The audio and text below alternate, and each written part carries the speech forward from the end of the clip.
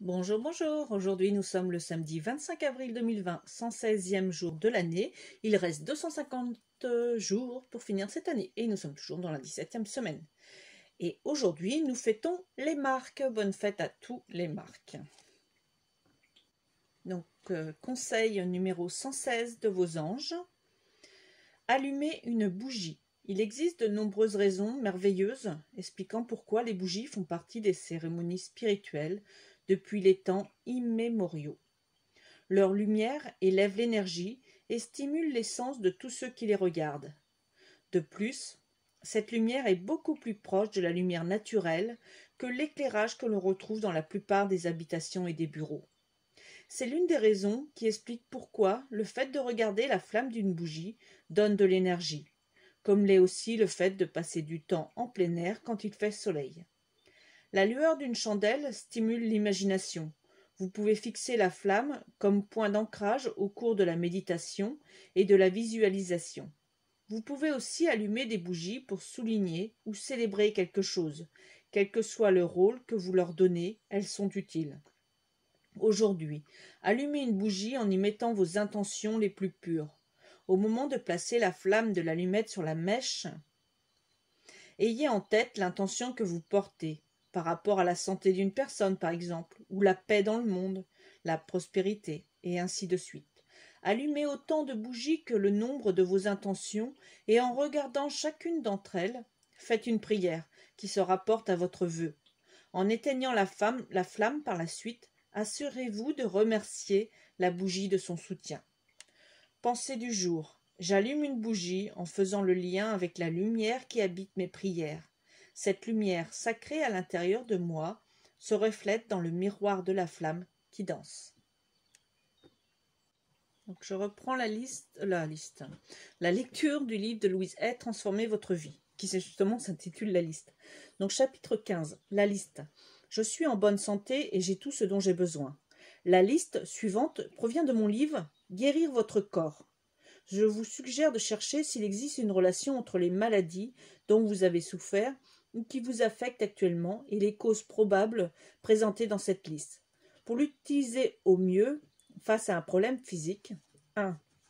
Cherchez-y la cause mentale et voyez si elle s'applique à votre problème. Dans le cas contraire, demandez-vous calmement quelles peuvent être mes pensées qui ont créé ce problème. 2. Répétez-vous « Je désire délivrer ma conscience du schéma mental qui a créé ce problème. » 3. Répétez-vous votre nouveau schéma de pensée plusieurs fois. Et 4. Partez de l'idée que le processus de guérison a déjà commencé. Reprenez ces 4 points chaque fois que le problème vous revient à l'esprit. Alors, je ne vais pas lire les pages 207 à 253, car c'est toute la liste par rapport à ce qu'on vient de dire, les problèmes. Donc, il y a une liste de problèmes. En face, il y a la cause probable et puis le nouveau schéma de pensée. Donc, n'hésite pas à me faire une demande si tu veux que je te lise par rapport à un problème, ou je l'écrirai dans les commentaires de ce message. Parce que je ne vais pas toutes les lire. Donc, je passe au chapitre 16, Mon histoire. Nous ne sommes qu'un. Pourriez-vous me raconter votre enfance en quelques mots? Cette question, je l'ai posée à d'innombrables clients. Je ne m'intéresse pas à tous les détails de leur vie, mais il me faut établir un schéma général de leur environnement familial. S'ils connaissent des problèmes aujourd'hui, les schémas qui les ont créés appartiennent à un passé lointain. Je n'avais que 18 mois quand mes parents divorcèrent et je n'en garde pas l'impression d'un événement traumatisant. En revanche, je me rappelle avec effroi à l'époque où ma mère commença à travailler et dut me placer dans une famille. On raconte que je n'ai pas cessé de pleurer pendant 3 semaines. C'en était trop pour cette famille qui pria ma mère de me reprendre. Elle se débrouilla donc seule et je ne peux que lui exprimer mon admiration. Cependant, j'étais consciente que je ne recevais pas tout l'amour et l'attention auxquels j'étais habituée. Je n'ai jamais su si ma mère se remaria par amour ou dans l'unique but de créer une famille pour moi. Malheureusement, son choix s'avéra désastreux. L'homme qu'elle épousa venait d'une famille perturbée. Enfant, il n'avait connu que brutalité et haine. J'eus bientôt une petite sœur, et quand la crise des années 30 s'abattit sur l'Amérique, nous formions une famille marquée par la violence. J'avais 5 ans. Pour compléter ce tableau, je fus violée à cette époque par un vieil alcoolique. Je me souviens très clairement de mon examen médical et du jugement qui suivit. Le coupable fut condamné à 15 ans de prison. Pourtant, on répéta souvent « c'était ta faute », ce qui me fit longtemps craindre que, sortir de prison, cet homme ne se venge de ce que je lui avais infligé. Pendant la plus grande partie de mon enfance, je subis sévices corporels et sexuels, fus constamment chargé de durs travaux domestiques. Mon image de moi-même se dégrada rapidement, je n'osais plus rien espérer de la vie. Ce schéma négatif influençait progressivement mes actes. À l'âge de 11 ans, je fus victime d'un accident qui témoigne bien des conditions de mon enfance. Une fête avait été organisée à l'école.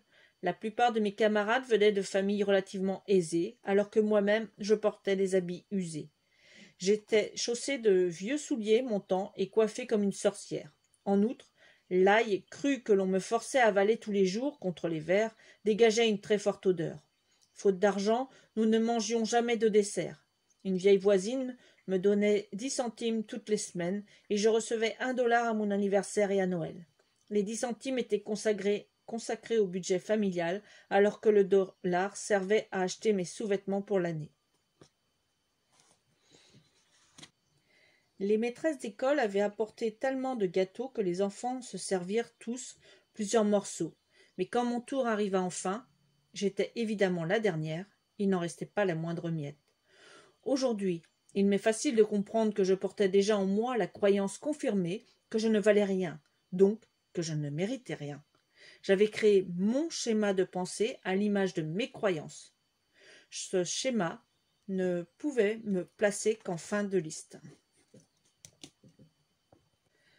Fin de la lecture pour aujourd'hui. J'arrive bientôt à la fin du livre de Transformer votre vie. À moins que j'ai une suggestion de ta part, sinon je pense que je vais lire après le livre Le Psy de poche. Nous disposons tous des ressources nécessaires pour donner un sens à notre existence, de Susanna McMahon. Voilà, donne-moi ton avis sur ce sujet. Je te souhaite de prendre toujours autant de plaisir à ce que tu fais et je te souhaite une très très belle fin de journée dans la joie et la bonne humeur et je te dis à demain.